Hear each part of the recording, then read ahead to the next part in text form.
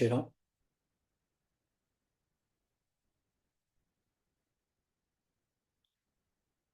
ज्ञानेश्वरी भावदर्शन अध्याय 9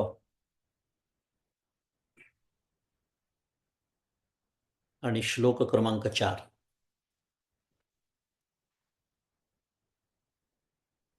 मागच्या वेळेला आपण या चौथ्या श्लोकाचा अभ्यास केला होता. आपल्याला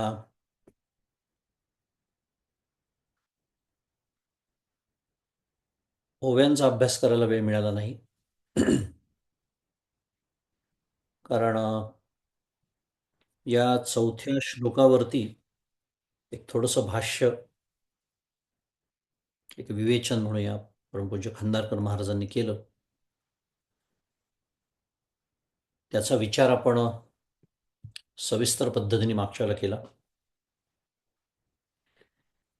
कारण हे विवेचन हे पुढच्या सर्व विचारांची दिशा दाखवणार आहे. पुढचे अनेक श्लोक येथे उल्लेख झालाच मागच्या वेळेला की चौथ्या या श्लोकापासून ते 10व्या श्लोकापर्यंत जे काही श्लोक येणार आहे, जे काही गहन तत्वज्ञान भगवंत सांगणार आहेत,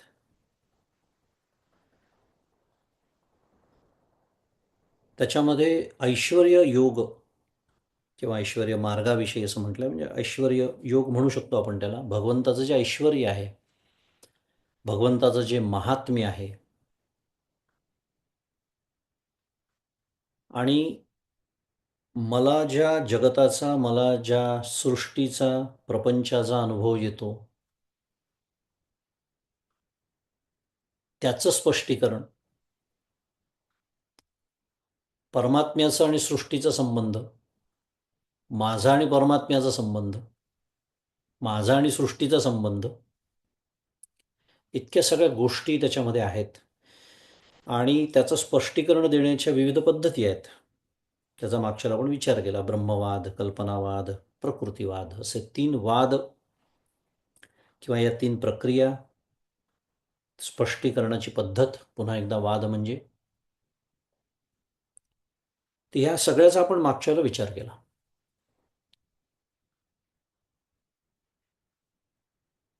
की ब्रह्मवादामध्ये ब्रह्म वाचून दुसरं काहीच नाही.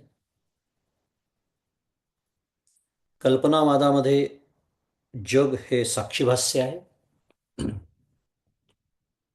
फार मोठं विधान आहे साक्षीभास्य. आपण मागच्याला खूप सविस्तर विचार त्याचा केला. साक्षीभास्य म्हणजे काय, साक्षी म्हणजे काय मुळात. पण साक्षी म्हणजे काय कळल्याशिवाय साक्षीभास्य कळणं शक्य नाही. पण जगत साक्षीभास्य आहे हे जे विधान आहे ते मला असं सांगतं की जगाला कल्पना मात्र सत्ता आहे. हे सगळे शास्त्रीय मांडणी आहे, कठीण आहे, आपल्याला अशी ऐकायची सवय नसते. पण आता 9वा अध्याय शिकायला आपण बसलेलो आहोत. भगवंतांनी आपल्याला शुद्ध मराठीत आपल्याला वॉर्निंग पहिलीच देऊन ठेवली आहे. काय, ही राजविद्या आहे, हे राजगुह्य आहे, पवित्र आहे, उत्तम आहे इत्यादी. आणि पवित्र याचा अनेक वेळा आपण अर्थ बघितला तर एवढं मोठं महात्म्य ज्याचं आहे की एका क्षणात सर्व कर्म भस्मसात करण्याची ताकद ज्या ज्ञानामध्ये आहे, त्याच्यासाठी थोडे कष्ट तर होणारच आहे, निदान समजून घेण्यासाठी बौद्धिक पातळीवरती. बाकी अजून साधनेचे कष्ट ते वेगळे. मुद्दा एवढाच की जगत साक्षीभास्य आहे, म्हणजे जगाला कल्पना मात्र सत्ता आहे, ही शास्त्रीय मांडणी झाली. सोप्या भाषेमध्ये, स्वप्नाला जशी कल्पना मात्र सत्ता आहे, स्वप्न हे कल्पना आहे हे आपल्याला पटकन कळतं. त्याच्यासाठी कुठला ग्रंथ उघडण्याची गरज नसते. सातत्याने आपण आपण बघतो की का कळतं हे, तर मला जाग येते साध्या भाषेमध्ये. आणि स्वप्न बघत असताना स्वप्न माझ्यासाठी 100% सत्य असतं, 100% सत्य असतं. पण जाग येते, सहज कळतं, कल्पना आहे. पण हे जग सुद्धा कल्पना मात्र हीच सत्ता त्याला आहे, हे आयुष्य संपलं तरी कळत नाही. त्याच्यासाठी ते आपल्यासाठी गुह्य राहून जातं. पण ही एक पद्धत आहे. आणि दुसरं, पहिलं तर ब्रह्मवादामध्ये ब्रह्म वाचून दुसरं काही नाहीच, म्हणजे जग नाकारलेलंच आहे. ते पचवण्याची ताकद तर फारच कमी लोकांची असते.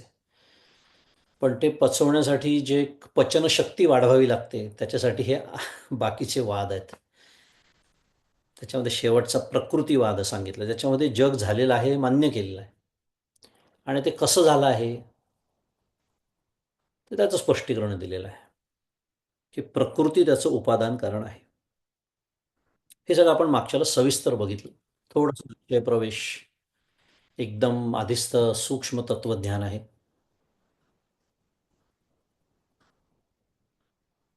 आपलं जे व्यवहारामध्ये धसमुसळ काम सुरू असतं, तसा धसमुसळेपणा करून इथे चालत नाही. आपण जे 10 मिनिटं नामस्मरण करतो ना, ते जाणीवपूर्वक करतो, बरं, जाणीवपूर्वक करतो. जर तुम्ही 10 मिनिटं नामस्मरणाला इथे येत असाल आणि एकाग्र चित्ताने नामस्मरण माझ्याबरोबर करत असाल, तर तो परिणाम तुम्हाला नक्कीच जाणवत असणार आहे. कारण बाहेरच्या ज्या धकाधकीचं जीवन आहे, तो धसमुसळेपणा असा शब्द मी वापरला, किंवा सिलिकॉन व्हॅलीत मी बसलो आहे, त्याच्यामुळे मंडे टू फ्रायडे माझा नेहमी आवडता शब्द, हे जे आयुष्य आहे आपलं, त्याचं जे काही धूळ, कचरा, अशांती अंतःकरणात घेऊन आपण शिरतो, अभ्यासाला बसतो, नाही, इथे नाही प्रवेश. तर तो एक बफर झोन म्हणूया, छान शब्द आहे इंग्लिशमधला. Try to create a buffer zone. कशामध्ये? त्या 10 मिनिटाच्या नामस्मरणात. एक चित्ताची शुद्धी, शांती. कारण आपण 9व्या अध्यायाला च्या सुरुवातीला काय बोललो होतो? जर 9वा अध्याय समजायचा असेल तर अर्जुनाच्या पंक्तीला आपल्याला बसायचं आहे, तरच 9वा अध्याय मला जे देऊ पाहत होते मी घेण्याचं सामर्थ्य मला प्राप्त होईल.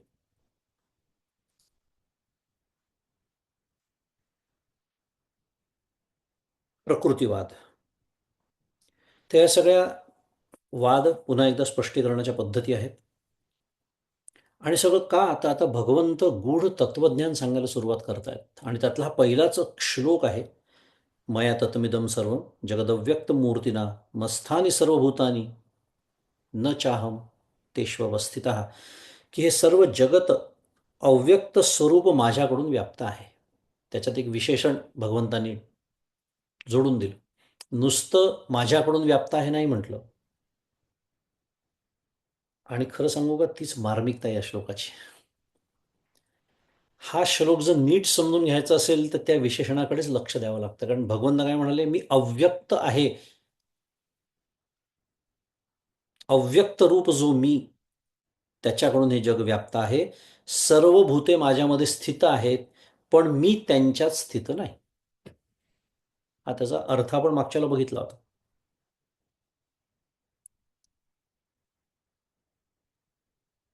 माझ्यात भूते स्थित आहेत, पण मी त्यांच्यात स्थित नाही. आचार्य भाष्य करतात की तेषां भूतानाम अहम एव आत्मा. भगवंत असं का म्हणतात आहेत? आता थोडं लक्षपूर्वक ऐकायचं आपल्याला, सूक्ष्म विचार आहे. थोडं जरी एखादं काही कुठे सुटलं आपल्या श्रवणातून, विचारातून, तर अर्थ कळायला अजून कठीण जातो. माझ्यात ही भूते स्थित आहे, पण मी भूतांमध्ये स्थित नाही, हे आपण समजून घेतोय. आचार्य म्हणतात आहे भगवंत असं का म्हणतात आहे, भगवंतांना काय म्हणायचं आहे हे सांगताना आचार्य म्हणतात की तेषां भूतानाम अहम एव आत्मा, म्हणजे त्या भूतांचं वास्तविक स्वरूप मी आहे. आणि त्यामुळे मूढ लोकांना अशी प्रतीती होते की मी त्यांच्यामध्ये स्थित आहे.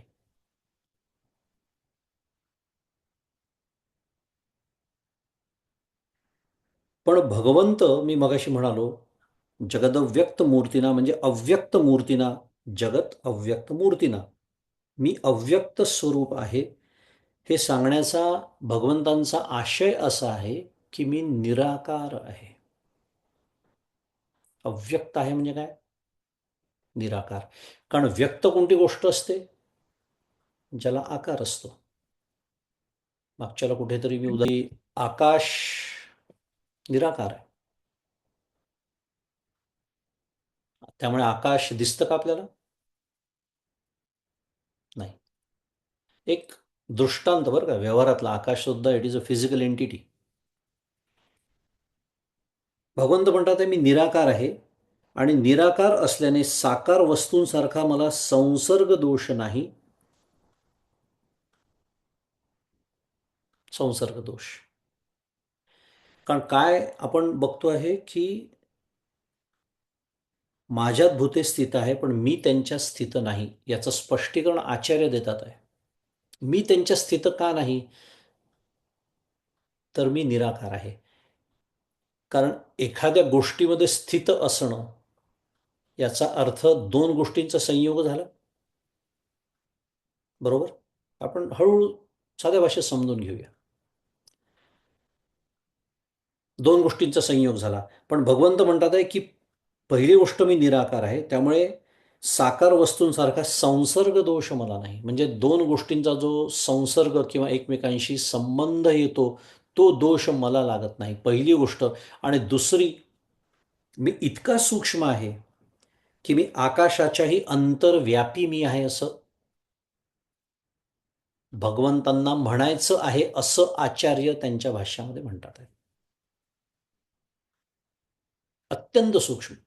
गगना गाळीव जे माऊलीने दुसऱ्या एका ठिकाणी म्हटलेलं आहे. जणू काय गगनाच्या वस्त्रातून गाळून घ्यावं इतकं सूक्ष्म तत्व. म्हणजे त्या सूक्ष्मतेची परिसीमा आपण मानवी बुद्धीच्या पलीकडची आहे. कारण ते अखंडैक रस आहे. अखंडैक रस फार सुंदर शब्द, मी खूप वेळा तो आणतो, माझा आवडता आहे. कारण तो शब्द मला शिकवतो की हे जे तत्व आहे ते निरवयव आहे, ते निराकार आहे.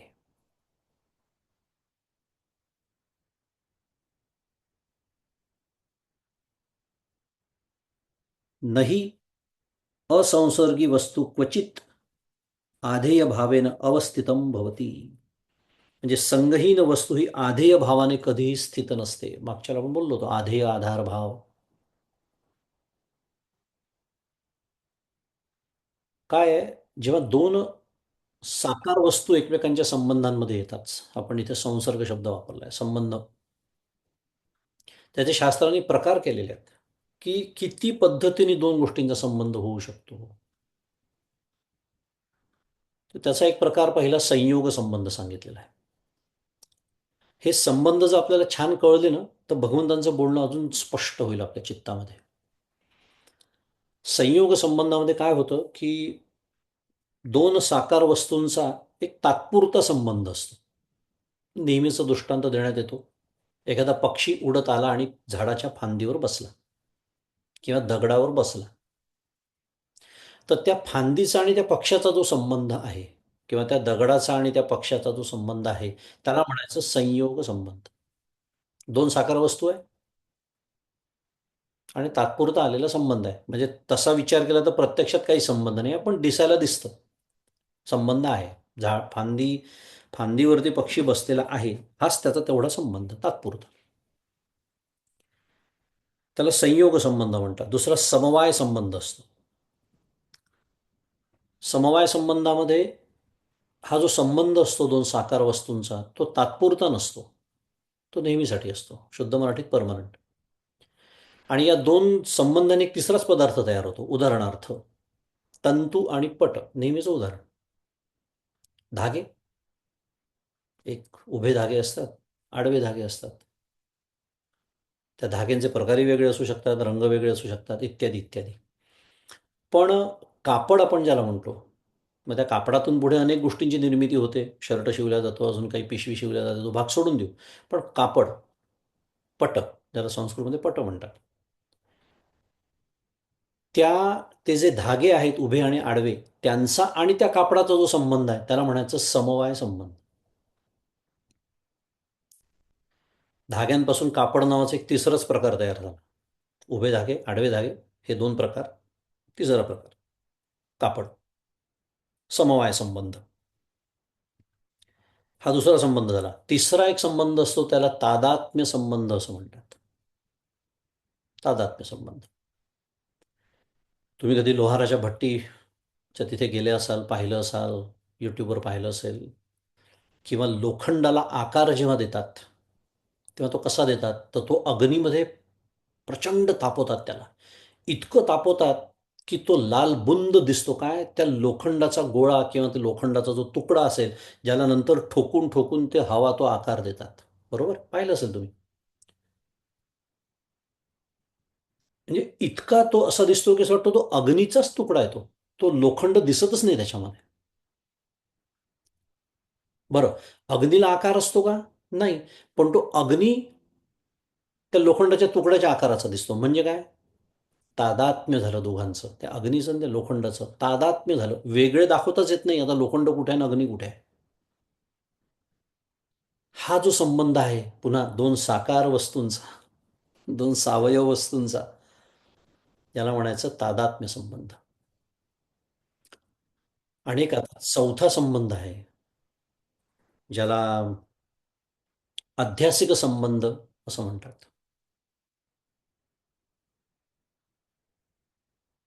काल मी अंगणात गेलो आमच्या, आणि अंधार होता, संध्याकाळ झाली होती. प्रवचन संपल्यानंतर बाहेर गेलो, आणि मला असं वाटलं अचानक कोणीतरी लपलेलं आहे इथे, कोणीतरी एक माणूस बसलेला आहे.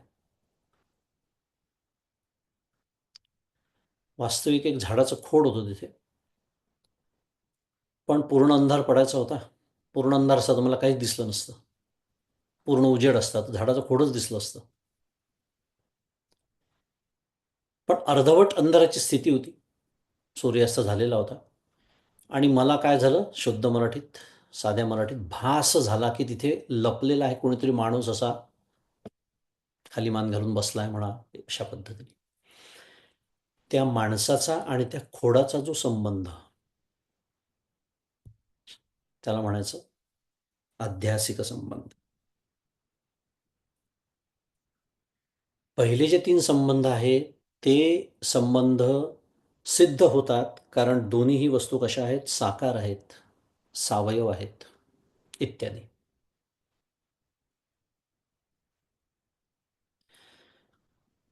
हा जो संबंध झाला त्या स्थाणूचा किंवा त्या झाडाच्या खोडाचा, स्थाणू म्हणजे दगड होतो खरं, मनुष्याचा, ज्याच्यावर आपल्याला भास होतो. बाकी अनेक रज्जू सर्प तर नेहमीच उदाहरण आहेच. हा अध्यासिक संबंध झाला. म्हणजे काय, अध्यासिक म्हणजे भ्रामक संबंध. प्रत्यक्षात काहीच संबंध नाही या दोन गोष्टींचा. मला तसा भ्रम झाला.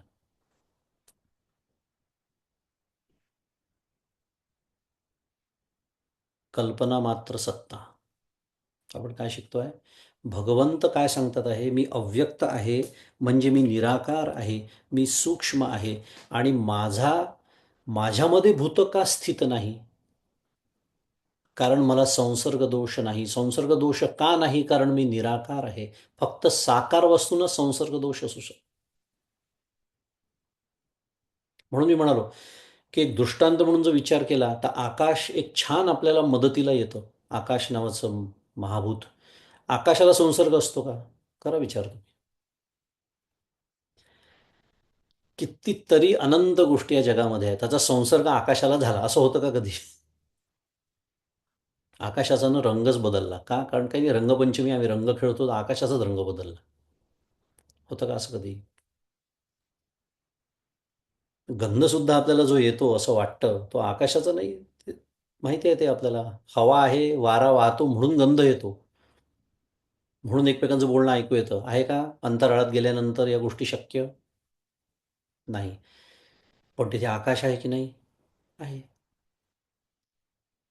मी काय सांगतोय, हा हा दृष्टांत खूप छान आहे. निराकाराचा संसर्ग कसा होऊ शकत नाही, संसर्ग दोष कसा त्याला असत नाही, हे समजून घेण्यासाठी आकाश आपल्या खूप कामात येतं. मुद्दा या श्लोकामध्ये भगवंत जे सांगतात आहे की माझ्यात ते स्थित आहेत, पण मी त्यांच्यात स्थित नाही.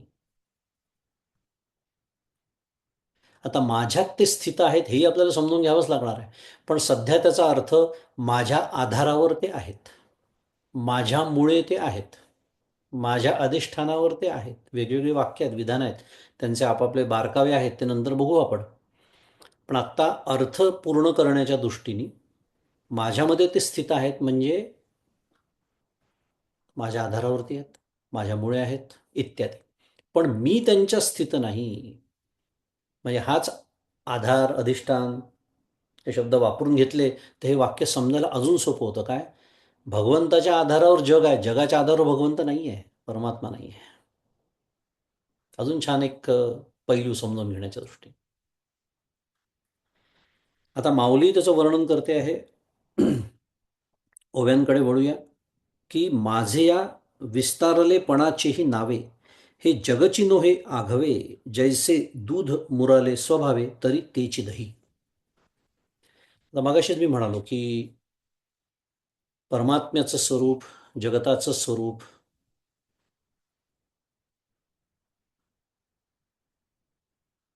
सृष्टीचा आणि परमात्म्याचा संबंध, आपला आणि परमात्म्याचा संबंध, आपला आणि सृष्टीचा संबंध, हे सगळं आता स्पष्टीकरण आपल्याला, कारण तेच तर ज्ञान द्यायला भगवंत उतावीळ झाल्या म्हटलं तरी चालेल अर्जुनाला. आणि म्हणून अर्जुनाची सुरुवातीला खूप तयारी करून घेतली. का? मी जसं म्हणालो की त्याला त्या ज्ञानाची इतकी प्रशंसा केली की त्याला सन्मुख केलं अर्जुनाला. एकाग्र चित्त होऊन सर्व इंद्रियांचे कान करून ऐक, असं म्हणतात. त्याचा फार छान अर्थ परमपूज्य मंदातींनी सांगितला आहे. सर्व इंद्रियांचे कान कसे होणार हो? हाताला ऐकू येणार आहे का? पायाला येणार आहे का? नाही. त्याचा अर्थ काय आहे माहिती आहे? त्याची मार्मिकता ही आहे, सर्व इंद्रियांमधलं आपलं चित्त काढ आणि ते आणून फक्त आता प्राण त्या कानांमध्ये ओत, असा त्याचा अर्थ आहे. सर्व इंद्रियांचे कान करून ऐकणे म्हणजे काय? इतर ठिकाणचं सगळीकडचं चित्त ओढून घ्या आता तू, आणि फक्त कानामध्ये ठेवा आता.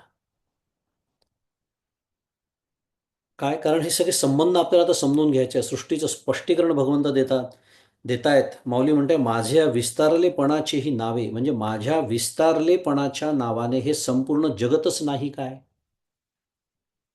प्रश्न निर्माण केलाय. हे जगची नोहे आगवे, संपूर्ण जगताला माझा विस्तार हेच नाव आहे.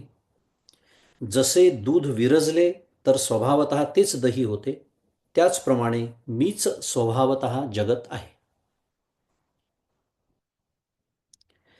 आता एवढंच जो ओवी वाचली तो गोंधळ होऊ शकतो. काय? कारण माऊलीने दृष्टांत कोणता दिला? दुधाचा आणि दह्याचा. दूध विरजलं की दही होतं, हे आपल्याला माहिती आहे. मग माऊली ते म्हणते की त्याप्रमाणे मीच स्वभावतः जगत आहे. का बरं मी म्हणालो एवढीच ओवी वाचली की गडबड होईल? कारण दुधाचं दही होणं हा दुधामध्ये विकार आहे की नाही? दुधामध्ये बदल होतो की नाही? परिणाम होतो की नाही? मग असा भगवंतामध्ये परिणाम होतो का? बदल होतो का? भगवंत विकारी आहे का? अरे आत्ताच आपण शिकलो मी निर्विकारी आहे, असं भगवंत सांगतात. मी निर्विकार आहे. म्हणून ताबडतोब पुढची ओवी घ्यावी लागते. या ओवीचा आपण जास्त विचार पुढच्या ओवीच्या संदर्भात करू. त्याचं स्पष्टीकरण तसंही दिलेलंच आहे तिथे. 65 क्रमांकाची ओवी. का बीजची जाहले तरू, अथवा भांगारची अलंकारू, तैसा मज एकाचा विस्तारू ते हे जग. माऊलीने अजून पुढचे 2 दृष्टांत दिलेले आहेत. काय? किंवा एक बीजच वृक्ष झालेले असते, अथवा सोनेच अलंकार जसे होते, त्याप्रमाणे माझा एकाचा विस्तार म्हणजेच ते शास्त्रद्वारा ऐकलेले स्वर्गादी आणि हे प्रत्यक्ष अनुभवात असलेले जगत आहे. थोडक्यात माऊलीने 3 दृष्टांत समोर ठेवले आपल्या. काय? एक म्हणजे दूध, जसं दुधाचं दही होतं त्याप्रमाणे. दुसरं, एक बीज असतो, त्याच्यातूनच वृक्ष झालेला असतो. आणि तिसरं, सोनेच अलंकार जसं होतं. आता ज्या अर्थी माऊलींनी 3 दृष्टांत दिले, त्या अर्थी 3ही दृष्टांताचे काही विशिष्ट पैलू असले पाहिजे. तेच समजून घेणं फार महत्त्वाचं आहे. खंदारकर महाराज म्हणतायत की मागच्या ओवीमध्ये, त्याच्यावरचं विवेचन वाचू आता. की मागच्या ओवीत दूध आणि दह्याचा दृष्टांत दिला आहे, पण बाह्य जगाच्या रूपाने स्वभावतः विस्तारलेले आहे एवढाच त्या दृष्टांतातील आशय आहे. सगळ्यात महत्त्वाचा पहिला मुद्दा काय? ते दुधात परिणाम होतो, मग ते दही होतं, दूध नष्ट होतं मग दही होतं, इत्यादी दृष्टांताचा त्या विचार करायचा नाही. कारण परमपूज्य काका नेहमी सांगतात, दृष्टांत हा एकदेशी असतो, तो ताणायचा नसतो. तो अति ताणला की तो तुटतो आणि दृष्टांत तुटला की साधकही तुटून जातो, असं वाक्य आहे परमपूज्य काकांचं. हा दृष्टांत का दिला? तर तो काहीतरी कारणासाठी दिला. त्यातला आपल्याला कुठला आशय घ्यायचा आहे हे शिकायचं आहे. आणि ते महाराज सांगतात आहे की त्यातला आशय एवढाच आहे की जसं ते विस्तारतं दह्याच्या रूपाने दूध, बस तेवढाच आशय घ्यायचा आहे की बाह्य जगाच्या रूपाने हे स्वभावता विस्तारले. पण हा आशय न समजल्यामुळे सांख्यांच्या परिणामवादाची शंका येईल. मी जसं म्हणालो की दुधामध्ये परिणाम होतो, दुधामध्ये विकार होतो आणि मग दुधाचं दही होतं. हा जो आशय घेतला त्या दृष्टांतातला, तर सांख्यवादी जे आहेत त्यांचा जो परिणामवाद ते सांगतात, ते जे मांडणी करतात या जगाची उत्पत्ती कशी झाली याचं स्पष्टीकरण सांगताना ते परिणामवाद मानतात. ते सांगितल्यासारखं होईल. कारण काय? परिणामवादामध्ये कारणाचा नाश होऊन कार्य उत्पन्न होते. बरोबर? ज्या दुधाचं दही केलं ते दूध शिल्लक राहतं का? नाही. म्हणजे काय? त्या दह्याचं कारण दूध आहे, दूध नष्ट झालं, दही तयार झालं. ह्याला परिणामवाद म्हणतात. परिणाम झाला, त्याच्यामध्ये कारणाचा नाश होऊन कार्य उत्पन्न होतं. त्याप्रमाणे परमात्म्याच्या स्वरूपाचा नाश होऊन जगत झाले की काय, या शंकेला अवसर राहू नये म्हणून बीज तरु, म्हणजे बीज आणि तरु म्हणजे बी आणि वृक्ष, आणि त्याचप्रमाणे सुवर्ण आणि अलंकार याचे दृष्टांत माऊलींनी दिलेले आहेत.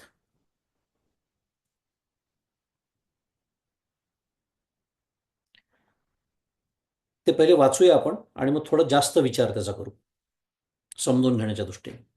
आता पहिला जो दृष्टांत माऊलींनी, पहिला म्हणजे आता दुसरा म्हणूया जो दिला बीज आणि तरूचा, त्याच्यात इथे त्यांनी म्हटलं की पहिल्या बीज तरूच्या दृष्टांतात म्हणजे या ओवीच्या दृष्टीने पहिला बीजाचा नाश होत असल्यामुळे सांख्यांचा परिणामवादच आहे. म्हणजे पुन्हा तो जर निकष लावला तर हो बीजाचाही नाश होतो, तेव्हा कुठे वृक्षाची निर्मिती आहे. पुन्हा असं वाटतं सांख्यांचा परिणामवाद आहे का? नाही. पण दूध दह्याच्या दृष्टांतापेक्षा या दृष्टांतात विशेष असा आहे की तरूच्या उत्पत्तीच्या पूर्वी बीज असते आणि नंतर त्या तरूपासून तेच नसले तरी तत्सजातीय बीजाची उत्पत्ती होते. बरोबर? त्या बीपासून तो वृक्ष निर्माण होतो, त्या वृक्षाला पुन्हा बी लागतं, ते त्याच पुन्हा ते बी पेरलं तर त्याच वृक्षाची निर्मिती होते. तत्सजातीय, त्याच म्हणजे त्याच जातीच्या वृक्षाची. अर्थात त्यामुळे होतं काय, तर बीजाची आदी आणि अंती सत्ता सिद्ध होते. या दृष्टांतामध्ये जास्तीची गोष्ट काय आहे?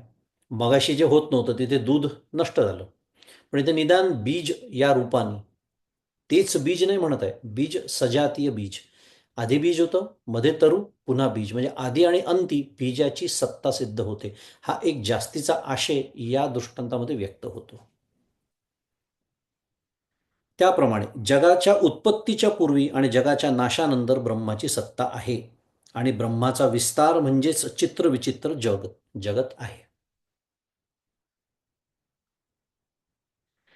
आता हा सिद्धांत पटवण्याकरता करताही बीजतरूचा दृष्टांत योग्य आहे, परंतु या दृष्टांतापेक्षाही सुवर्णालंकाराचा दृष्टांत अधिक समर्पक आहे. कल्पना करू शकतो आपण का बरं दिलाय महाराजांनी? कारण सुवर्णालंकाराच्या दृष्टांताने तीन गोष्टी सिद्ध होतात. एक, अलंकाराच्या पूर्वी सोनं आहे, आहे. मध्ये म्हणजे अलंकार तयार झाला, सोनं आहे, आहे. अंती अलंकार वितळवले, दागिने वितळवले, सोनं आहे, आहे. सोन्याशिवाय दुसरा पदार्थ नाही. मी मध्ये बोललो, वाक्य एवढं नाही आहे, वाक्य एवढंच आहे. अलंकाराच्या पूर्वी, मध्ये व अंती सोन्याशिवाय दुसरा पदार्थ नाही. पहिला मुद्दा. दुसरा, अलंकार हा कल्पित पदार्थ असल्यामुळे सोन्यापेक्षा भिन्न नाही. सुंदर हा पैलू आहे त्या दृष्टांताचा. कारण सोनाराकडे गेल्यानंतर, हा घ्या माझा हार सोन्याचा. खूप कौतुक करतात लोक. माझ्या आजीचा आहे, माझ्या पणजीपासून आहे, तिने मला दिलेला आहे. त्याचा घाट बघा, त्याचं शुद्ध मराठी डिझाईन बघा.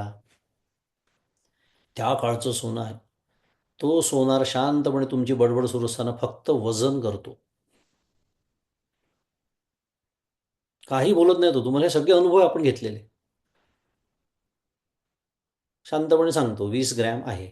त्याच्यातही तो सांगतो याचं वजन 20 ग्रॅम आहे, याचा अर्थ सोनं 20 ग्रॅम नव्हे. मी ते जेव्हा भट्टीत नेऊन वितळवीन, त्यातली मळ काढीन आणि मग तुम्हाला सांगेन की खरं सोन्याचं वजन किती आहे उरलेलं, आणि तेवढ्या सोन्याचे पैसे मी तुम्हाला देईन. म्हणजे काय? आपल्याला कौतुक त्या अलंकाराचं असतं, आपली आसक्ती त्या अलंकारामध्ये असते, त्या आकारामध्ये असते. त्याचं अखंड लक्ष फक्त अधिष्ठानाकडे आहे, सोनं.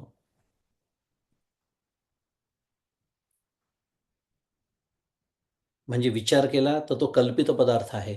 मला अलंकार दिसतोय, त्याला फक्त सोनं दिसतंय त्याच्यामध्ये. हा आशय त्याच्यामध्ये आहे. आणि तिसरा, सोन्याचा विस्तार म्हणजेच अलंकार होय. सोन्याची लगड म्हणतात ना, आजकाल बिस्किटं म्हणतात, काय वाटेल ते मिळतं ते. शेवटी त्याला एक आकार असतो, पण आपण असं गृहीत धरू ते असं एक आहे लगड सोन्याची. पण ते जेव्हा विस्तार पाहतो तेव्हाच अलंकार तयार होतात, विविध प्रकारचे अलंकार तयार होतात. तो विस्तारच आहे की नाही सोन्याचा.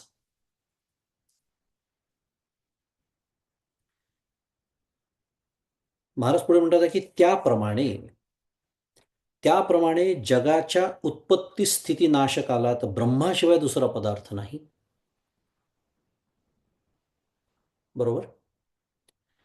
दुसरं, जगत कल्पित असल्यामुळे ब्रह्माहून भिन्न नाही. आणि तिसरं, ब्रह्माचा विस्तार म्हणजेच जगत आहे. ब्रह्माचा विस्तार म्हणजेच जगत आहे. आता जगाच्या उत्पत्ती स्थिती नाशकालात ब्रह्माशिवाय दुसरा पदार्थ नाही. जसा सुवर्णाच्या अलंकाराच्या उत्पत्ती स्थिती नाशकालात सोन्याशिवाय दुसरा पदार्थ नाही.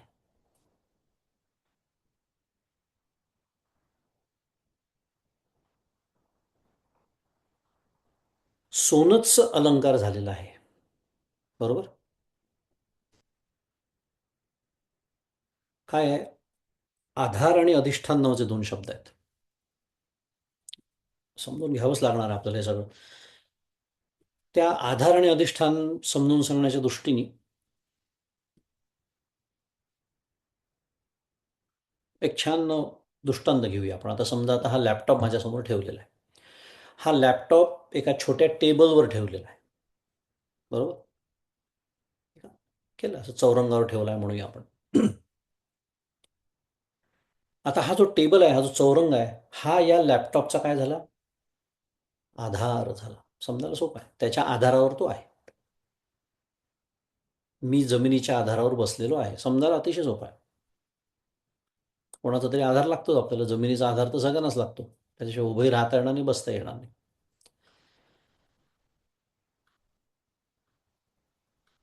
हा आधार झाला. पण समजा हा टेबल काढून टाकला, लॅपटॉप राहू शकतो का? हो, राहू शकतो. त्याच्या खाली अजून एक टेबल आहे, तोही काढला, राहू शकतो. हो, खाली जमिनीवरती राहू शकतो.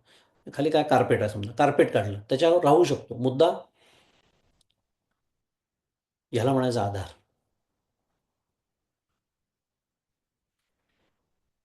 पण सोन्याने जर ठरवलं मी अलंकाराचा आधार काढून घेतो, आधार, अलंकार राहील का? मातीने जर म्हटलं की मी मडक्याचा आधार काढून घेते, मी जाते, तुम्ही बघा तुमचं काय करायचं, असं मातीने जर म्हटलं तर मडकं राहील का? ह्याला म्हणायचं अधिष्ठान. आपण हळूहळू त्या भगवंतांचा म्हणण्याचा जो आशय आहे ना त्याच्याकडे जातोय या ओव्यांच्या माध्यमातून, बरं का. काय पुन्हा एकदा? सर्व भूते माझ्यात स्थित आहेत, पण मी त्यांच्यात स्थित नाही. मडकं असलं आणि नसलं मातीचं काही बिघडतं? नाही. पण माती नसली मडकं शक्य आहे? नाही. सोनं किंवा अलंकार असले काय नसले काय सोन्याचं काही बिघडतं? नाही. पण सोनं नसलं अलंकार शक्य आहे? नाही. माझ्यात स्थित आहे, मी त्यांच्यात स्थित नाही. हळूहळू त्या आशयाच्या आपण जवळ जातोय. आणि अजून एक गोष्ट आहे ज्याच्यामध्ये इथे त्याचा उल्लेख नाही, पण एक विषयाला परिपूर्णता यावी म्हणून किंवा कोणाच्या मनात शंका निर्माण झाली असेल तर तेही बोलून घेऊ आपण, की या दृष्टांतामध्ये सुद्धा तसा विचार जर केला तर सोन्याच्या आकारात का होईना बदल घडतोय की नाही?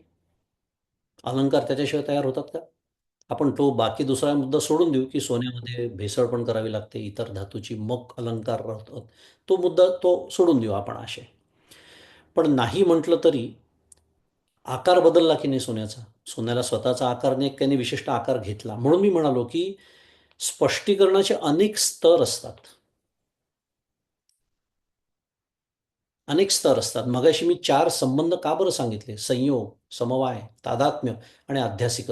ते याच्यासाठी, की आपल्याला आता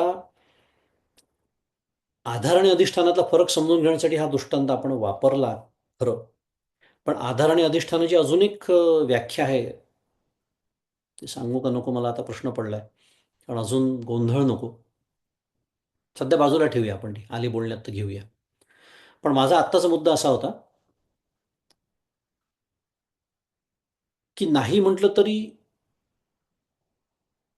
ठीक आहे, आपण त्या आकाराकडे पाहतो आहे मातीच्या आणि मी याला रांजण म्हणतो, बोळकं म्हणतो, अजून काय माठ म्हणतो, पण ती मातीच असते. किंवा सोनंच असतं पण मी त्याला पाटली म्हणतो, कोणी बांगडी म्हणतं, अजून काय आकार बदलला की फक्त नावं बदलतात आहेत.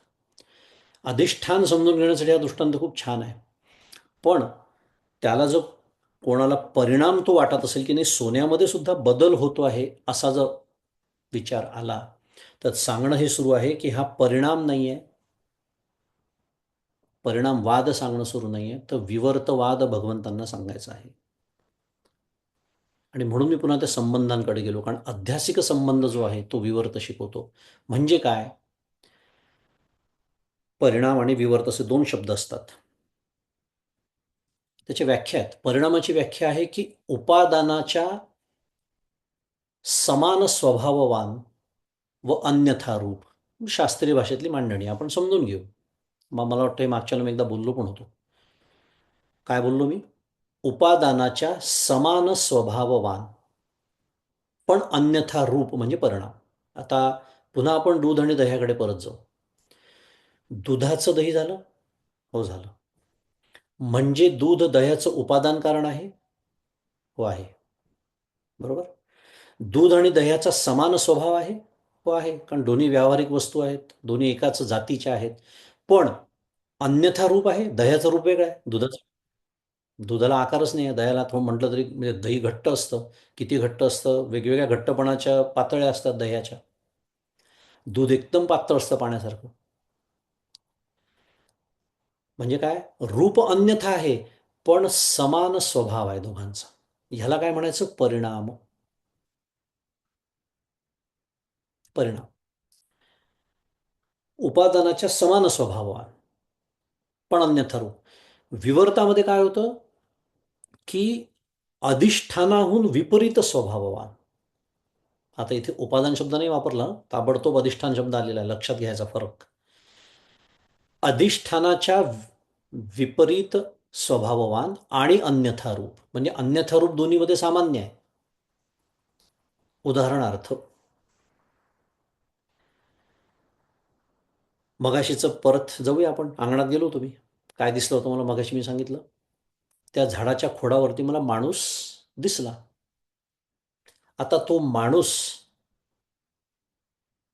आणि म्हणजे ते खोड आणि त्या खोडाचा जो काय म्हणूया आता भाषेत बोलूया परिणामच म्हणू आपण त्याला, कारण परिणाम म्हणून मला माणूस दिसला. पण तो माणूस आणि खोड यांचा जेव्हा मी संबंध किंवा विचार करतो, तेव्हा हे जे दोन पदार्थ आहेत ते कसे आहेत, विपरीत स्वभाववान आहे. एक झाडाचं खोड या दृष्टीने व्यावहारिक सत्तेतला आहे आणि तो माणूस ज्याचा मला भास झाला तो प्रातिभासिक सत्तेतला आहे.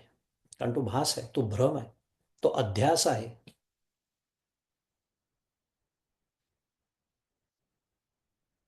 आणि अन्यथा रूप तर आहेच. तो खोड कुठे आणि माणूस कुठे, दोघांच्या रूपात तर कितीतरी फरक आहे. अन्यथा रूप समजायला फारच सोपं आहे. हा बारकावा नेहमीसाठी लक्षात ठेवायचा.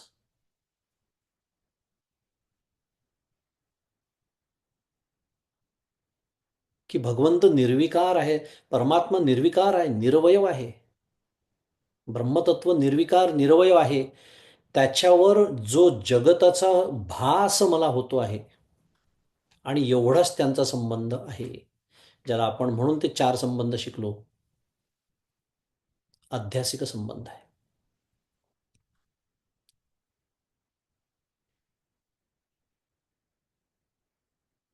आणि उत्पत्ती झाली, त्या माणसाची उत्पत्ती झाली. काय थोडा वेळ टिकला तो, टिकला की नाही? एक दोन चार क्षण, जोपर्यंत मला त्या पटकन मी लाईट लावत नाही तोपर्यंत, किंवा जवळ जाऊन पाहत नाही तोपर्यंत. फारच घाबरट असेल तर घरात येऊन सकाळी पाहत नाही जाऊन तो माणूस गेला का इथपर्यंत. मुद्दा एवढाच की उत्पत्ती झाली, त्याची स्थिती थोडा वेळ टिकली आणि नंतर त्याचा नाश झाला. या तीनही काळात ते झाडाचं खोड तिथे होतं का नाही? होतं. अरे ते होतं म्हणून ते सगळं घडलं. ते होतं म्हणून हे सगळं घडलं. त्याला एक सामान्य सत्ता आहे. सत ज्याला म्हणतात त्याला आधार म्हणतात. कारण पहिले काहीतरी, अरे इथे काहीतरी आहे हे ज्ञान झालं की नाही मला? झालं. काहीतरी आहे हे ज्ञान झालं आणि मग त्याच्यावर त्या माणसाचा भास मला झाला. म्हणजे भ्रांतिकाली त्या माणसाचा भास मला जेव्हा झाला, त्या काळात त्याला भ्रांतिकाल म्हणतात. त्या भ्रांतिकालामध्ये सामान्य ज्ञान मला होतं, इथे काहीतरी आहे हे ज्ञान होतं. पण ते ज्ञान असूनही भ्रांती सुरू आहे. ह्याला म्हणायचा आधार. मगाशी मी म्हटलं मुद्दा बाजूला ठेवतो, पण तो आणलाच मी शेवटी. ह्याला म्हणायचा आधार. पण हे याला म्हणायचं सामान्य ज्ञान. पण जेव्हा विशेष ज्ञान होतं तेव्हा भ्रांतिकाली ते ज्ञान होत नाही, नव्हे त्याचं ज्ञान झाल्यावर भ्रांतीच नष्ट होते. त्याला म्हणायचं विशेष ज्ञान. त्याला म्हणायचं चित्त आनंद.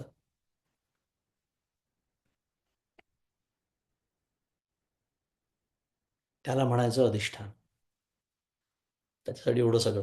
आधार आणि अधिष्ठानमध्ये हा फरक आहे. बारकाव आहे, सोडून देऊ.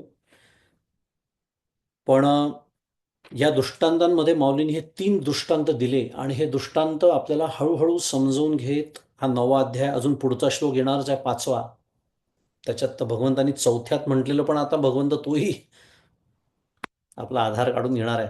तर मुद्दा एवढाच होता माझा की हे समजून सांगण्याचे स्तर आहेत आणि आपण सगळेजण खूप अभ्यास करणारी तुम्ही मंडळी आहात. त्यामुळे तुमच्या मनात जे प्रश्न निर्माण होऊ शकतात त्याची मी स्वतःहून उत्तर देण्याचा प्रयत्न करतो आहे. अन्यथा हे आत्तापासून बोलण्याची गरज नाही आहे. विवर्त आणि परिणाम, पुढे विवर्तवाद येईलच. पण हे माहिती पाहिजे की जर डोक्यात पुढे शंका आली की या दृष्टांतामध्ये आणि द्राष्टांतामध्ये फरक आहे, तर ते हळूहळू प्रबोधनाचे हे स्तर आहेत. परिणाम आणि विवर्त नेहमीसाठी लक्षात ठेवायचा. आणि इथे जे माऊलींनी दृष्टांत दिलेले आहेत त्यातला कोणता आशय घ्यायचा याचं स्पष्टीकरण महाराजांनी, खंदारकर महाराजांनी, परमपूज्य खंदारकर महाराजांनी दिलेलं आहे. त्याचे दुसरे कुठलेही आशय घ्यायचे नाही, नाहीतर परिणामवादाची तिथे सिद्धी होईल.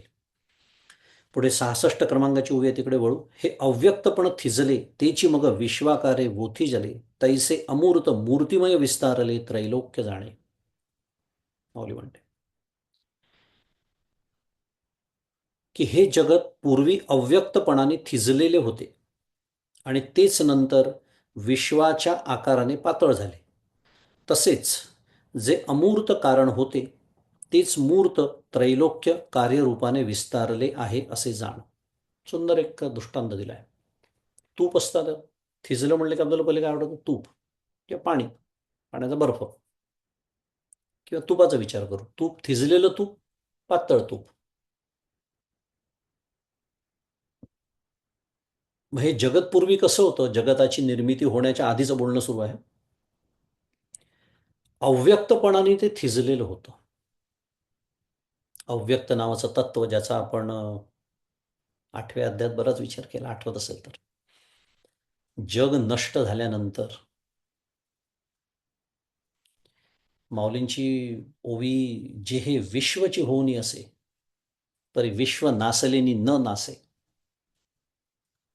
अक्षरे पुसल्या न पुसे अर्थू जैसा, माऊलींची सुंदर ओवी आहे या संदर्भात.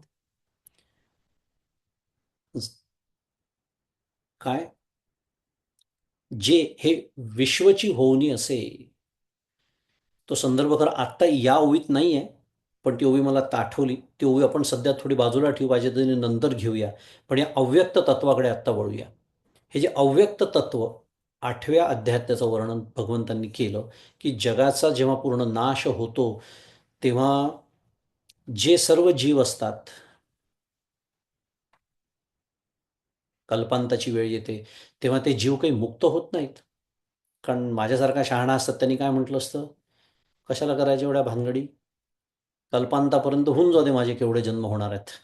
शेवटी कल्पांत होईल तेव्हा आपोआप मुक्त मी होईनच की नाही? नाही. धर्मविपाकाचं शास्त्र एवढं जबरदस्त आहे की माझ्या जन्माबरोबर नाही, कल्पांताबरोबरही संपत नाही. ते जीव मुक्त होत नाहीत. मग ते बीज रूपाने अव्यक्त नावाच्या तत्वामध्ये राहतात. त्याचा आपण अनेक वेळा विचार केला. जिथे माया त्याला प्रज्वला तिथे प्रधान असं म्हणतात. प्रकर्षाने ठेवते ती, धान म्हणजे ठेवणे. एक जीव त्यातनं सुटत नाही, इतक्या व्यवस्थित ते सांभाळलं जातं. का? फलभोग द्यायचा आहे अजून त्या जीवाला. पुढच्या विश्वाची निर्मिती होईल तेव्हा पुन्हा सुरू होणार आहे सगळं प्रकरण. ते अव्यक्त नावाचं तत्व. ते म्हणून माऊलींनी त्याला थिजलेलं छान शब्द वापरलाय. कारण ते अव्यक्तच आहे नावाप्रमाणे. सगळं बीज रूपाने आहे. सगळी जीवसृष्टी तिथे आहे, पण बीज रूपाने आहे. व्यक्त स्वरूपात ती नाही आहे. आणि मग ती नंतर जेव्हा विश्वाची निर्मिती होते, ती व्यक्त होते आणि जणू काही या विश्वाच्या आकाराने ते थिजलेलं जे काही होतं ते पातळ झालं, असं माऊलीने दृष्टांत दिला छान. अमूर्त होतं ते आता मूर्त झालं. कसं मूर्त झालं? तर ते पंचीकरणाचं सगळं शास्त्र, जे आपण बऱ्याच वेळा अभ्यासतो वेगवेगळ्या ग्रंथांमध्ये वेगवेगळ्या निमित्ताने. त्याचा जो सूक्ष्मसृष्टी आणि स्थूलसृष्टीचा जो निर्मितीचा क्रम आहे, त्या क्रमाने पुन्हा हे जग काय झालं? इंद्रिय गोचर झालं, असं म्हणूया. पुढे 67 क्रमांकाची ओळीत माऊली म्हणते, महदादी देहाते इये अशेषेही भूते, पै माझ्या ठाई बिंबते जैसे जळी फेण. की समष्टी विज्ञानात्मक महत्तत्व जगदुत्पत्तीच्या प्रक्रियेत. आता समष्टी विज्ञानात्मक महत्तत्व आले पुन्हा शास्त्रीय शब्द. डोक्याला ताप आला की नाही आपल्या? तो केल्याशिवाय आपल्याला या ज्ञानाची प्राप्ती कशी होईल? काय नाही, ते जे अव्यक्त, थिजलेला अव्यक्त असा शब्द आला, त्यालाच महत्तत्व असं म्हणतात. समष्टी विज्ञानात्मक कारणदेह समष्टीचा शिकलो आपण दुसऱ्या एका प्रवचनमालेमध्ये. स्थूल सूक्ष्म कारण, त्या दृष्टीने हे सगळं वर्णन सुरू आहे. कारण समष्टीचं वर्णन सुरू आहे. समष्टी विज्ञानात्मक महत्त्व जगदुत्पत्तीच्या प्रक्रियेत सुरुवातीचे कार्य आहे आणि देह इत्यादी भौतिक पदार्थे शेवटची कार्ये आहेत. म्हणून जगताला काय म्हणतात? माया कार्य म्हणतात. म्हणजे थोडक्यामध्ये माऊली सध्या कशाचं वर्णन करते आहे? शेवटचा वाद जो सांगितला आहे, प्रकृतीवाद. उपादान कारणाची भाषा सुरू आहे इथे आता. हे जग निर्माण झालेलं आहे हे मान्य करून हे सगळं बोलणं सुरू आहे. मग हे जग जर निर्माण झालं तर what is the raw material that has been used?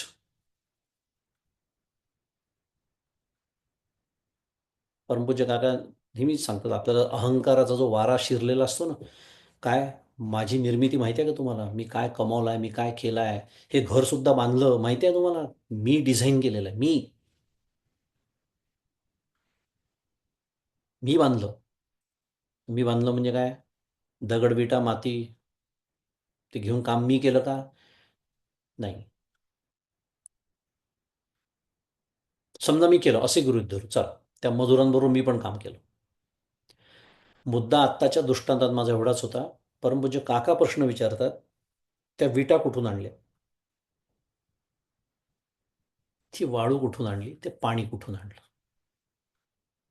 तू निर्माण केलंस, यातली एक गोष्ट तरी तू निर्माण केलीस का?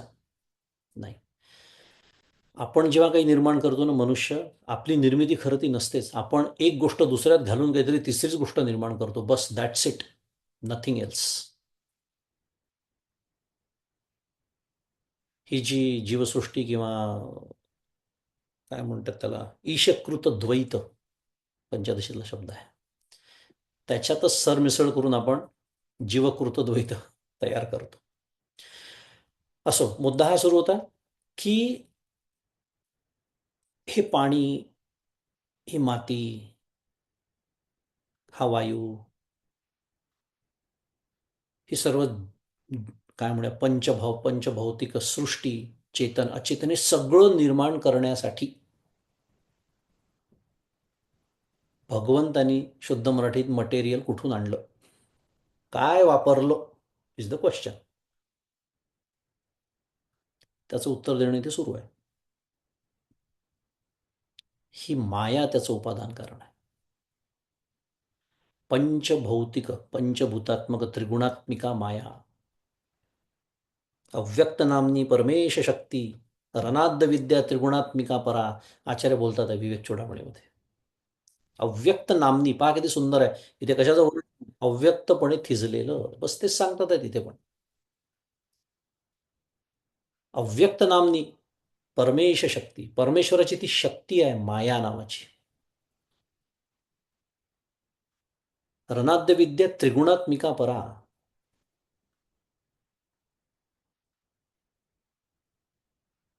त्रिगुणात्मिका आहे, तीन गुणांची क्षोभिणी आहे.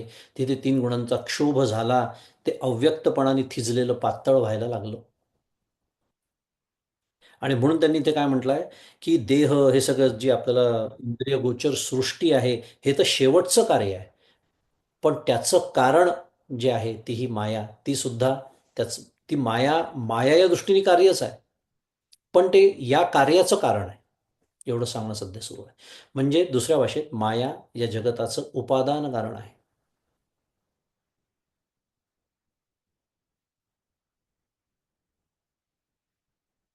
आणि पुढे त्यांनी म्हटलं, असा ब्रह्मवाद सांगितल्यानंतर तर हा शब्द इथे चुकीचा वाटतो, कारण ब्रह्मवादामध्ये काही बोलताच येत नाही. ब्रह्मवाद आपण कदाचित नवीन प्रतीमध्ये काही दुरुस्ती झाली असेल तर मला माहिती नाही, पण हा प्रकृतीवाद सांगणं सुरू आहे. ब्रह्मवादाचं काय वर्णन आहे, ब्रह्म वाचून दुसरं काही नाहीच, जगताची सिद्धीच नाही आहे तिथे, हा ब्रह्मवाद असूच शकत नाही. प्रकृतीवाद, असा प्रकृतीवाद सांगितल्यानंतर तिथे दुरुस्ती करून घ्यायची आपापल्या ग्रंथात, जर ब्रह्मवादात छापल्या गेलं असेल तर. असा प्रकृतीवाद सांगितल्यानंतर येथून पुढे कल्पनावाद अवतरणासह सांगतात. प्रकृतीवाद आपल्याला समजायला, मानवी बुद्धीला पटायला तुलनेने सोपा आहे, तुलनेने. आता पुढे कल्पनावाद अवतरणासह सांगतात, ही अशी महत्त्वापासून देहापर्यंतची सर्वच भूते माझ्या ठिकाणी भासतात, जसे पाण्यावर फेस असतो. आता मगाशीचं सगळं आलं, म्हणून मी ते विवर्ताचं वर्णन केलं. तो भास, ती भ्रांती, तो विवर्त. विवर्ताची व्याख्याच आहे बरं का, बाय द वे, विशेषण वर्तते, व्युत्पत्ती आहे त्याची. विशेष पद्धतीने ज्याचं वर्तन असतं, म्हणजे अस्तित्व असतं, त्याला विवर्त असं म्हणतात. परितया फेना आत पाहता, जेवी जळ न दिसे पांडुसुता, नातरी स्वप्नींची अनेकता, चेलिया नोहिजे. परंतु अर्जुना, त्या फेसात बघितले असता पाणी दिसत नाही, किंवा स्वप्नातील वस्तूंचा अनेकपणा जागे झाल्यानंतर जसा राहत नाही. म्हणजे थोडक्यात ते स्वप्न सत्य नसतं, मिथ्या असतं. मिथ्या शब्द खूप छान आहे बरं का. असत्य पण नसतं, कारण स्वप्न प्रत्यक्ष दिसतं ना. किती प्रत्यक्ष दिसतं त्याचे परिणाम होतात. माणसाला भयानक स्वप्न पडलं तर घाम फुटतो, झोप येतं, प्रत्यक्ष घाम येतो. येतो की नाही? घाबरून दचकून उठतो की नाही? घशाला कोरड पडते की नाही? These are all physiological changes that happens in the body, right? म्हणजे स्वप्न बघत असताना किती सत्य असतं आपल्यासाठी याच्यावरून अंदाज करू शकतो आपण. पण हे जे सगळं भयानक ज्या काही गोष्टी आपण बघितल्या त्या वेगवेगळ्या घालवाव्या लागतात का नाही? एका क्षणात सगळ्या नष्ट होतात कधी जाग आल्यावर. हा जो स्वप्नातल्या वस्तूंचा अनेकपणा आहे, हे जे नानात्व आहे, हे जाग आल्यानंतर राहत नाही. म्हणजे आता काय सांगणं सुरू झालं? आता याच सृष्टीचं वेगळ्या पातळीवरती स्पष्टीकरण देणं सुरू झालं, की ही प्रातिभासिक सत्ता, अगदी शास्त्रीय शब्द जरा वापरायचा झाला तर स्वप्नाला प्रातिभासिक सत्ता असते. पुढे म्हणतात, तैसी भूते इया माझ्या ठाई बिंबती तया माझी मी नाही, इया उपपत्ती तुझ पाही सांगितली या मागा. त्याप्रमाणे ही भूते माझे ठिकाणी भासतात. आता एकदम भाषा बदलली. आता भूते म्हणजे जगत, आता भासण्याची भाषा आली. मगाशी माया त्याचं उपादान कारण आहे म्हणून सांगितलं. स्तर आहेत, मी सांगतोय तेच, की त्याप्रमाणे भूते माझ्या ठिकाणी भासतात, परंतु मी त्या भूतात नाही. कारण काय? कारण मी अधिष्ठान आहे. जगत अध्यस्त आहे. माझ्या सत्ता स्फूर्तीमुळे जगाला सत्ता आणि प्रतीती आहे. पण जगाच्या नामरूपांनी मी नामरूपवान नाही. हे जे सत्ता स्फूर्तीमुळे जगाला सत्ता आणि प्रतीती आहे, हे म्हटलं ना, हे सत्ता प्रकरण जरा एक समजून घ्यावं लागतं. कारण सत्ता शब्द बऱ्याच वेळा येतो. प्रातिभासिक सत्ता मी आत्ताच वापरला होता. तीन सत्ता मानल्या जातात. खरं शास्त्रीय दृष्टीने दोनच आहेत, एक पारमार्थिक आणि दुसरी प्रातिभासिक. कारण एकदा जगताची सत्ता प्रातिभासिक म्हटल्यानंतर विषय संपला. पण हे आपल्यासारख्या अज्ञानी जीवांना पटवू शकत नाही, म्हणून तिसरी सत्ता सांगितली जाते, ज्याला व्यावहारिक सत्ता असं म्हणतात. तर भगवंत इथे म्हणतात आहे, की माझ्या सत्ता स्फूर्तीमुळे जगताला सत्ता म्हणा, प्रतीती म्हणा, अस्तित्व म्हणा आहे.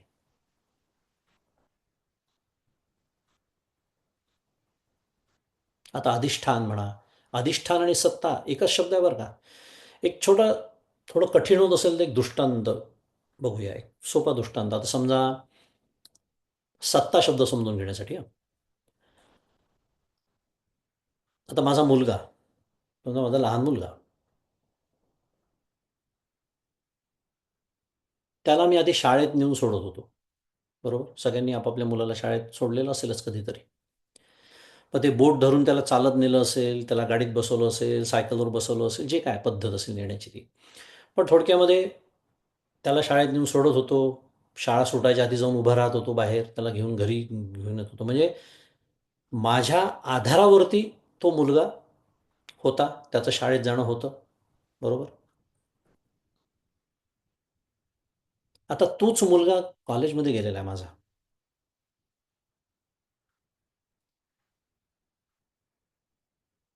मी जातो का त्याचं बोट धरून? नाही. म्हणजे माझा मुलगा तर या गावातही शिकत नाही. तो फार दूर आहे. मी त्याला सोडायला तरी गेलो का? तो कसा गेला विषय सोडून देऊ. विमानाने गेला का, कारने गेला. मी त्याला सोडायला गेलो का? नाही. मी त्याला कॉलेजमध्ये रोज बोट घेऊन घेऊन जातो का? नाही. मी त्याला तिथे नेऊन बेंचवर बसवतो का? नाही. मी त्याला कॉलेज संपल्यानंतर घ्यायला जातो का? महाविद्यालय संपल्यानंतर, त्याचा तो वर्ग संपल्यानंतर? नाही. मी यातलं काहीच करत नाही हो. पण परवा मला त्याचा फोन आला. म्हटलं, काय झालं अद्वैत? बाबा म्हणे फी भरायची आहे, सेकंड सेमिस्टर. मी त्याला गमतीने म्हटलं, मी नाही भरली तर काढून टाकतील म्हणे मला कॉलेजमधून. त्याच्या कॉलेजमध्ये असणं, म्हणजे तो कॉलेजमध्ये असणं, ह्याला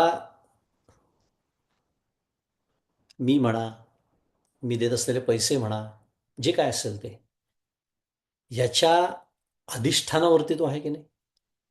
व्यवहारात त्याला आधार म्हणत असतील, सोडून देऊ आपण. आधार म्हणलं तर बिघडत काही नाही. पण तिथे ही जी माझी काय म्हणूया सत्ता आहे, ही तिथे दृश्य आहे का? तिथे मी दिसतोय का? मी त्याला नेऊन कॉलेजमध्ये घालतोय का, आणतोय? काहीच नाही. पण माझ्या सत्तेशिवाय जसं त्याचं कॉलेजचे शिक्षण असू शकत नाही. दुसरं दृष्टांत. आता ते रस्त्यावर आपण गाडी चालवतो, लाल दिवा लागला, आपण थांबतो. म्हणजे मी सज्जन लोकांबद्दल बोलतोय. रामकृष्ण हरी. भारतात वेगळंच चित्र बघायला मिळतं. पण आपण असं गृहीत धरू, सगळे सज्जन आहेत. आपण थांबतो किंवा दुर्जनी असली तरी थांबतात.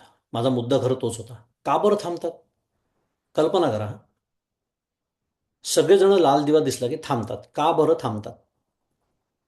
म्हणजे आजकालची टेक्नॉलॉजी सोडून देऊ, आजकाल कॅमेरे असतात वगैरे, पण आधी पूर्वीच्या काळी कॅमेराही नसायचा, तिथे पोलीसही उभा नसायचा. पण लोक थांबायचे का? कारण माहिती आहे की जर लाल दिवा हा तोडला, सिग्नल तोडला, तर पुढे काय होणार आहे त्याचे परिणाम. बरोबर. आता परिणामाच्या भीतीने मनुष्य जेव्हा एखादी गोष्ट करतो, थांबतो, प्रत्यक्ष तिथे कोणी नाही आहे शिक्षा करायला. ह्याला काय म्हणायचं? राजसत्ता. आपण सत्ता शब्द शिकतोय बरं का. तिथे पोलीस उभा नाही. म्हणजे राजा म्हणजे गव्हर्नमेंट. गव्हर्नमेंटचा प्रतिनिधी म्हणजे सरकारचा प्रतिनिधी म्हणजे पोलीस म्हणा, तो न्यायाधीश म्हणा, जो नंतर मला न्याय देणार आहे. त्यातलं तिथे कोणीच उभं नाही आहे. पण त्यांची सत्ता काम करते आहे. याला म्हणायचं सत्ता. सत्ता शब्द समजून घेण्यासाठी थोडे आपले जवळचे दृष्टांत आपण घेतले. भगवंत म्हणतात की माझ्या सत्ता स्फूर्तीमुळे जगाला सत्ता आणि प्रतीती आहे. जसं त्या माझ्या मुलाचं शिक्षण हे माझ्यामुळे, पण मी प्रत्यक्ष तिथे नाही.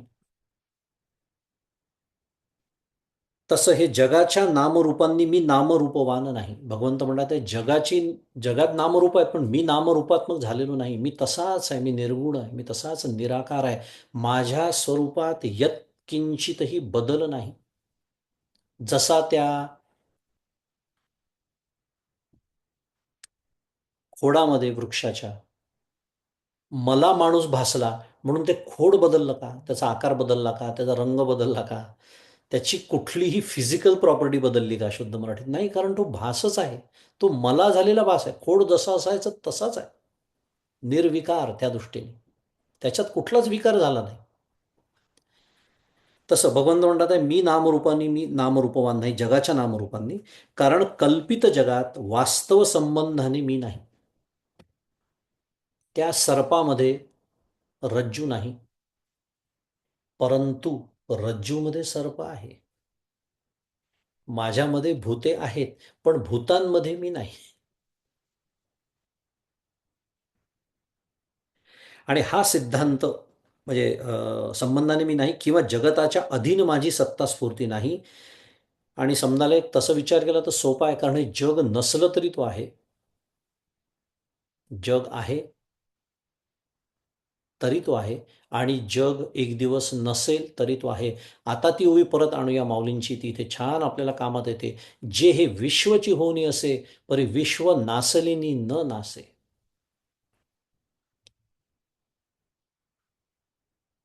अक्षरे पुसल्या न पुसे अर्थू जैसा. अक्षर पुसली, अर्थ पुसता येतो का? नाही. आणि त्याच्यात अजून एक बारकाव्या बरं काय ओवीचा, एक सुंदर एक मार्मिकता तुम्हाला सांगतो, आलाच आता ओघाओघांनी. तर काय, ज्यांनी ती अक्षरं लिहिली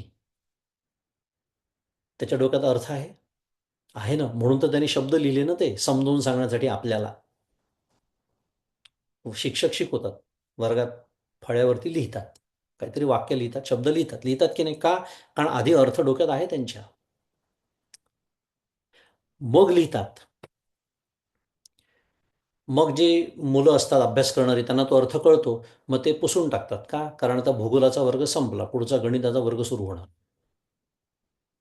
पण मुलांच्या डोक्यात जो अर्थ आता शिरला, तो अक्षर पुसल्यामुळे तो पुसला गेला का? नाही. हा तर अर्थ कळतो आपल्याला तो ओवीतून. मी तुम्हाला मार्मिकता काय सांगतोय, अर्थ आधीही होता. अक्षर लिहिले तरी अर्थ आहे, अक्षर पुसले तरी अर्थ आहे. काय माऊली दृष्टांत देते तुम्हाला सांगतो. आपण अभ्यास करत नाही फक्त, हे बारकावे असतात दृष्टांताचे. ही मार्मिकता असते. माऊलींनी तर फक्त तिथे स्पष्ट अर्थ तर अक्षर पुसल्यानंतर अर्थ पुसत नाही एवढाच केलेला आहे. पण विचार केला सूक्ष्मता लक्षात येतं, अर्थ आधीही आहे. अक्षर लिहिला तरी अर्थ आहे, अक्षर पुसला तरी अर्थ आहे. तसं परमात्मा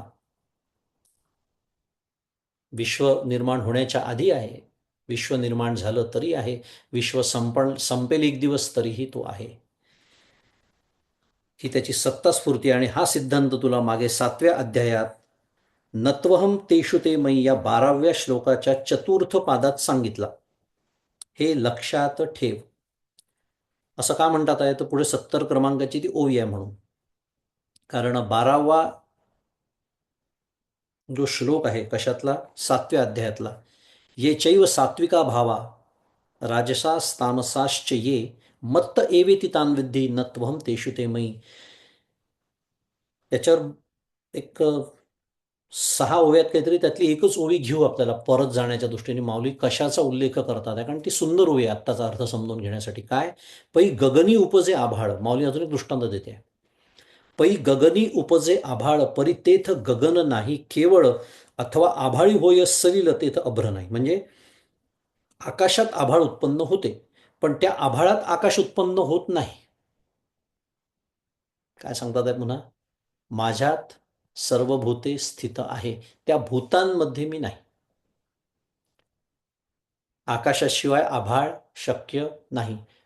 पण आभाळ नसलं तरी आकाश आहे. आकाश तसंच आहे.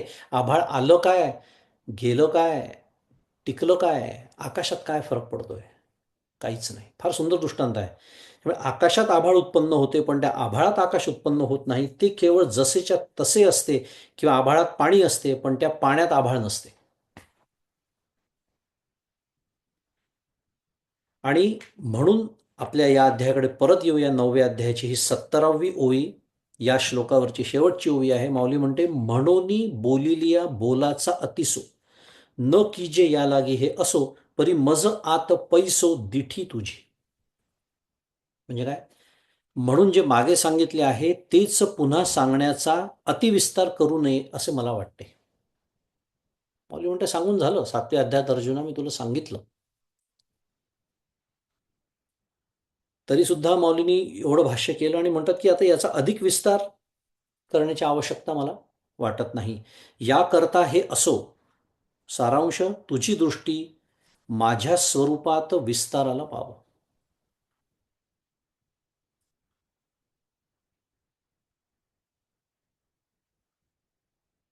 थोडक्यात भगवंतांनी काय सांगितलं पुन्हा एकदा, भूते माझ्या ठिकाणी स्थित आहेत, पण मी भूतांच्या ठिकाणी नाही. परिणामवाद सांगितलेला नाही, विवर्तवादच सांगणं सुरू आहे. पण स्तर आहेत सांगण्याची. मी जसं म्हणालो, प्रकृतीवादामध्ये माया उपादान कारण धरून गृहीत धरून हे स्पष्टीकरण दिलं जातं. कल्पनावादामध्ये ही कल्पना कशी आहे, म्हणजे हा अध्यास कसा आहे, म्हणजे हा विवर्त कसा आहे, हे आपण शिकलो.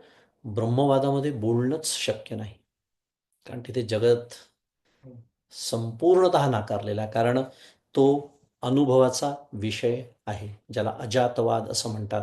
पण जेवढ्या जास्त आणि चांगल्या प्रमाणात आपल्याला विवर्तवाद कळेल, तेवढ्या प्रमाणात अजातवादाचा अंदाज यायला लागतो. आणि त्याच्यासाठी मी मागच्या वेळेला जे बऱ्यापैकी विवेचन केलं होतं, काय, मानसकृत द्वैत आहे जग. एक वेळ झालेली आहे आपली, पण समर्थांची ओवी सांगतो आणि थांबतो, कारण ती ओवी फार सुंदर आहे. त्याच्यावर तुम्ही हवं तर चिंतन करा. समर्थ म्हणतात,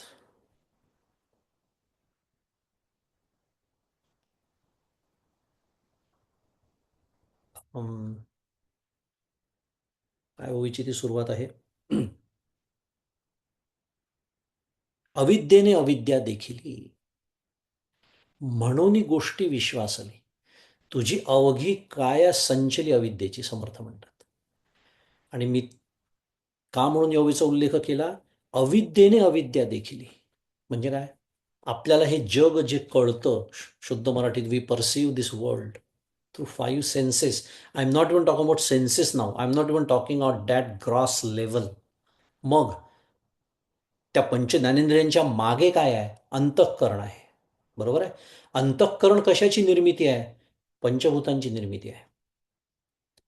म्हणजे अंतःकरण काय आहे? अविद्यात्मक आहे. मग समर्थ काय सांगतात आहे? अरे अविद्येने अविद्या देखील. माझ्या अंतःकरणाने या ज्ञानेंद्रियांच्या माध्यमातून मी हे अविद्यात्मक जग बघतो, म्हणून ही गोष्टी विश्वास आहे. स्वाभाविकच मला हे जग सत्य वाटायला लागतं. कारण हे जग बघणारं अंतःकरणच अविद्यात्मक आहे. आणि ही तर अविद्या आहेच सगळी. काय सुंदर सांगतात पा संत. मुद्दा एवढाच, कल्पनावाद, विवर्तवाद समजून घेण्यासाठी ही ओवी सुद्धा फार मदत आपल्याला करते. त्या ओवीचा उल्लेख करून त्याचं चिंतन तुम्ही करावं असं सुचवून आजचं हे चिंतन सद्गुरूंच्या चरणी अर्पण करतो आणि माझ्या वाणीला विराम देतो. श्री सद्गुरुनाथ महाराज की जय. जय जय रघुवीर समर्थ.